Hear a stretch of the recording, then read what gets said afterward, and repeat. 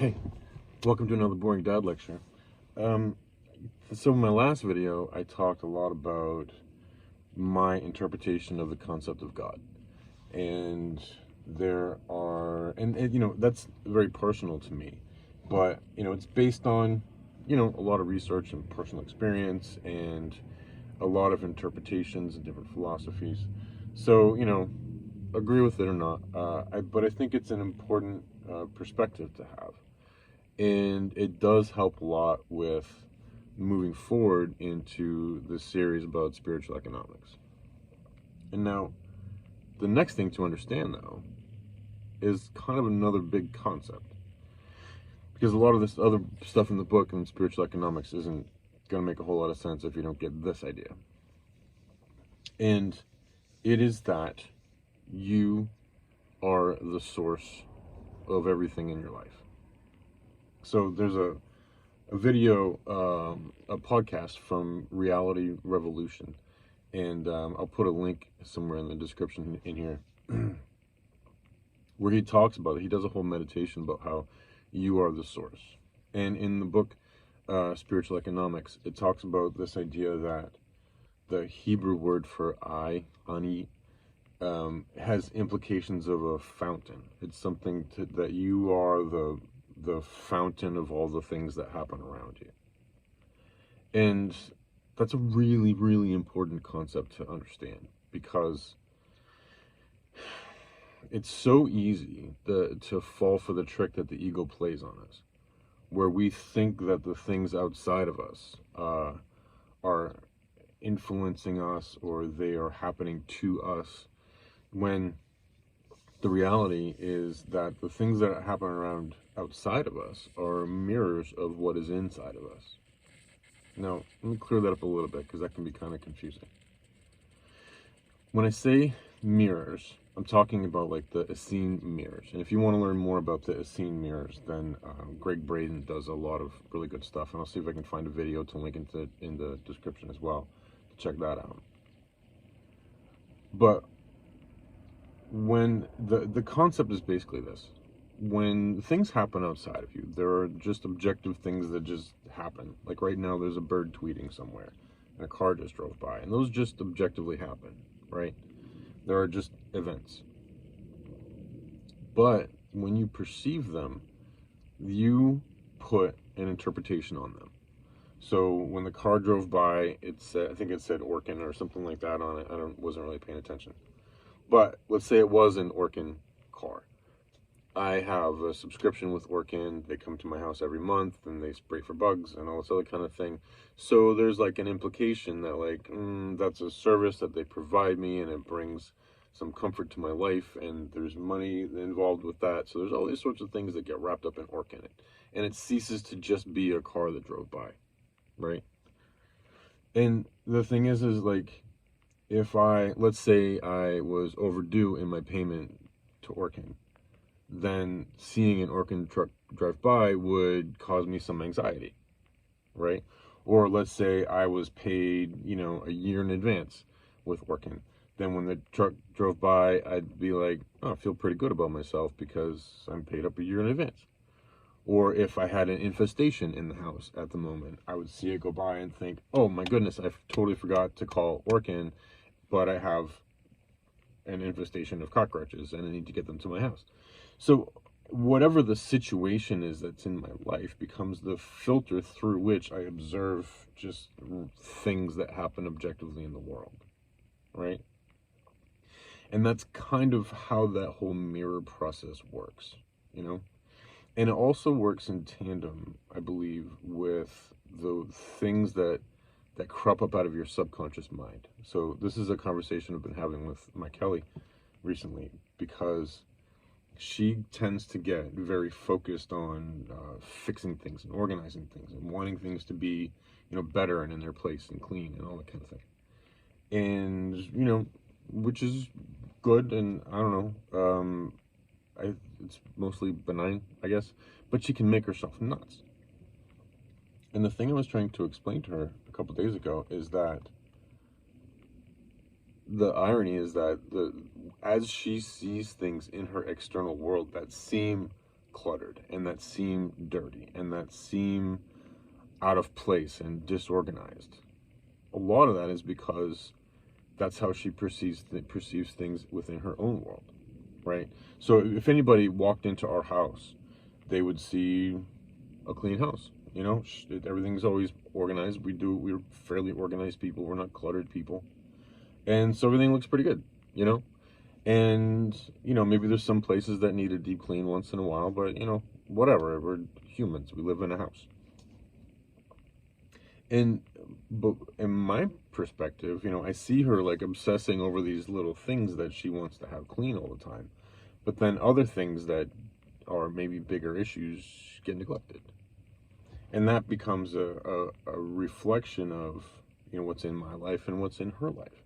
Is that we tend to focus on the things that are easy to fix, or the things outside of us that we think will make us feel better, rather than doing our internal work. And the point I was trying to make to her is that what we each need to do is work on cleaning up our own internal life, our internal dialogue, and our internal perceptions, and keeping our thoughts organized, and doing that sort of thing internally. And then the inevitable outcome of that is that your external world will naturally become more orderly. You know, if you have people in your life that introduce chaos and, you know, leave dishes all over the place and do all this other kind of stuff, you can like go after them and try to manipulate them and fight them and control them and all this other kind of thing, and it's really never going to work. But if you naturally become more orderly and organized internally, then you'll start to see that manifested on the outside, and other people will perceive that in you, and maybe it will become contagious. I'm not sure how all that works, but it's a natural outcropping of what tends to happen in the world. Now, I say all this about the, you know, your perceptions and the mirrors and all that kind of thing, because the deeper concept to understand before you get into spiritual economics is that concept of the self. Because the things that you see in your economic life are also going to be manifestations of whatever's on the inside. You know, the things that you see in your financial life are going to be manifestations of whatever's on the inside. Probably even more so, because in the last video, or a video before that, I talked about how money is an energy form. It's not the papers and the ducats and the pesos and the whatever, or the digits on the screen. It's none of that kind of stuff. It's an energy form. And all the energy that comes through you, that manifests out into the world. Remember, I talked that concept of the fountain. That filter of your consciousness, the mirrors, if you will, filters things and changes the energy of things that come in and that go out, right? So if you have a lot of negativity about money and a lot of anxiety about money, then money's going to come into your life, and it's always going to have some kind of anxiety wrapped around it, you know? And so you have to be very self-aware of that. Now, the big question is, though, is like, what is that thing? What is that, right? How do I get to that thing? Like, what is that fountain?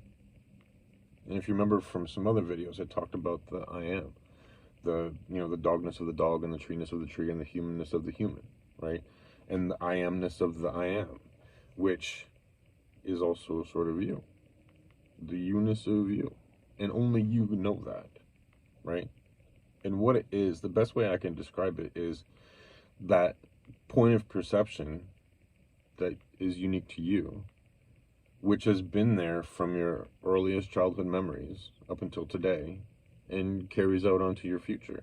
You know, the imaginings that you have of your future, whether it's the next 5 minutes, 30 seconds, 20 years, whatever it is, your imaginings of the future.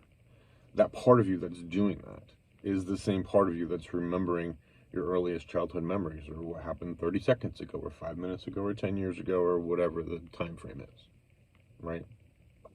It's that single point of individuated consciousness, that single fractal of universal awareness that is experiencing itself through you.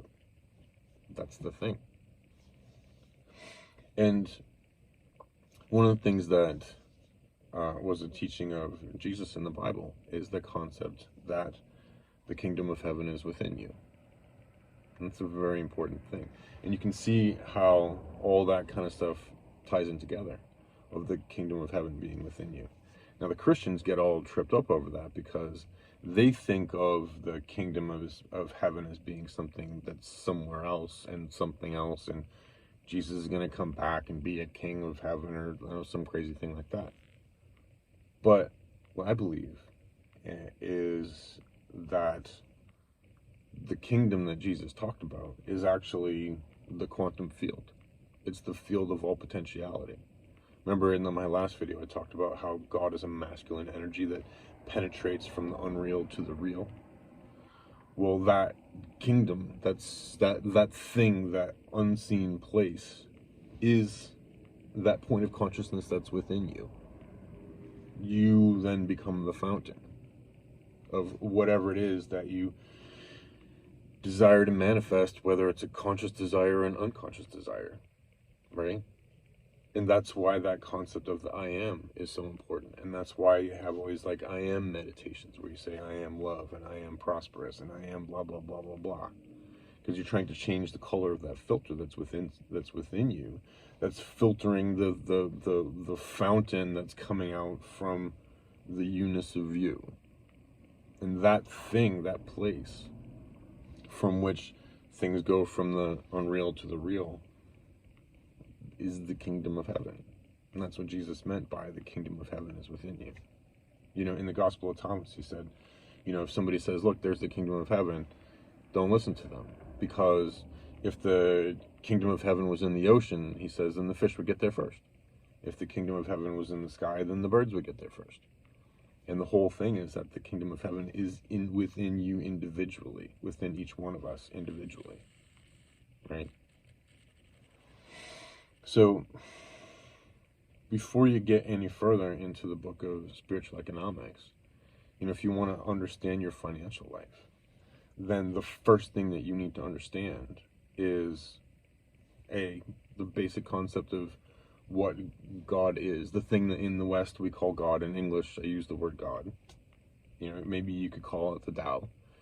You know, and after I re-listened to my video from the other day, I was thinking about the Tao Te Ching, where it says that which can be named is not the Tao. And I tried to, because I think that the Tao is the combination of the masculine and the feminine, maybe. You know, it's that the masculine energy that comes through, but then also the feminine energy that we see all around us. And that is the Tao, is like the whole thing kind of moving together.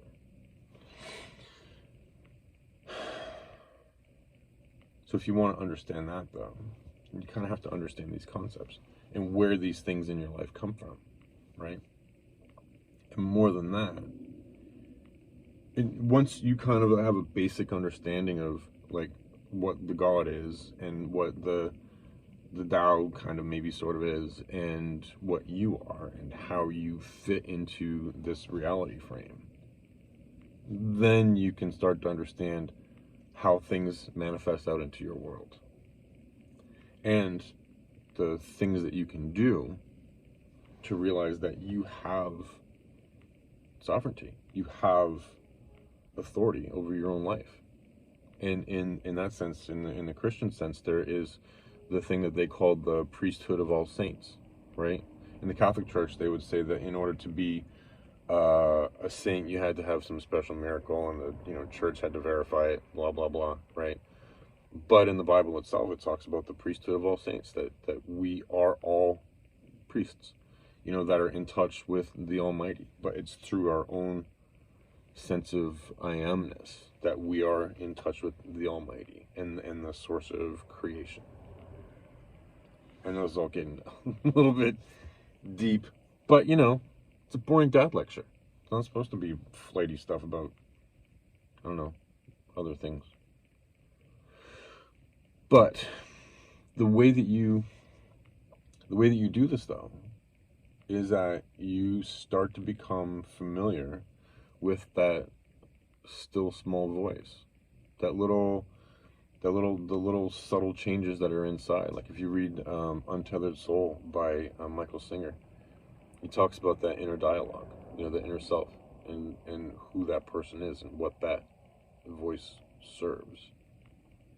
And then the next step is to then realize that whatever that inner dialogue is that's going on inside is stemming from that place within, and that you have authority, you have autonomy, you have the ability to choose whether or not to listen to it. You can guide it, you can teach it, you can I don't want to say manipulate it, but in a way you can manipulate it consciously.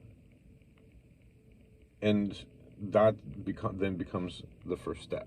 The actual first step, right, is to hear that inner dialogue and then choose which way it's going to go and learn how to change it and guide it. And in the book Spiritual Economics, it talks more about what that process looks like. And if you want to know more about that too, I highly recommend listening to lectures or reading books or essays by Neville Goddard. It's fantastic stuff. And by Florence Scovel Shinn. I found Miss Shinn's work just fundamentally changed my life. And I'll put some links in the description below to all that kind of stuff. So I know that was a heavy one. And this is all kind of heavy stuff. And, when you walk into Sean's world, you're going to get heavy stuff because that's how my brain works. So, anyway, thank you for joining me for another Boring Dad lecture. Like, share, subscribe, all that kind of cool stuff. And, yeah, I hope you're doing well. I hope you're finding peace and joy and fulfillment in your life today, and that you're living with integrity, and that you're being true to yourself, and that you're being kind to yourself. Always be kind to yourself. And, yeah, go forth and prosper. See me soon.